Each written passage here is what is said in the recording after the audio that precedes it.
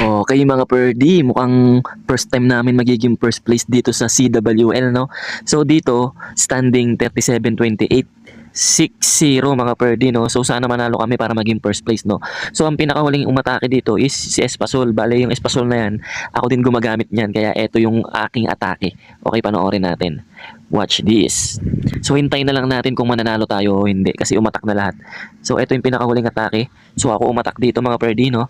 So ayan, nag-queen charge ako dito bandang 3 o'clock mga perdi, no? So ayan, binuhos-buhos ko muna dyan. Tapos dito, nilamitan ko na nga ng lava cheesecake together with all dragon and blimp. Bali, ang laman ng blimp dito is super yeti para makuha ko dito yung eagle tirit tsaka yung munisipyo mga perdi. So ayan na.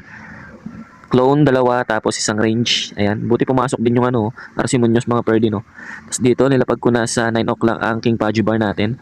At dito nga, marami pang natirang mga Dragon Balls together with Looney Tunes. At buhay pa nga dito yung ating Super Yeti together with Queen Mia and King Pajubar, no?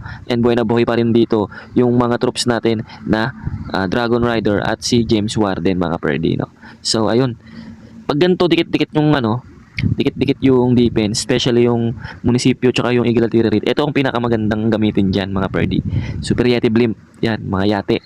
Super Yeti Blimp. So dito napakarami pang natira mga perdi, no? Napakarami pang natira mga Dragon Balls. Tapos buhay na buhay pa yung apat na heroes natin, no? So ayun mga perdi, no? Hintayin na lang natin kung mananalo ba kami o hindi. Kasi meron pa tayong 1 hour. So ang standing, 37-28. Okay? A few moments later. At eto na nga mga perdi. for the first time, first place in CWL, no?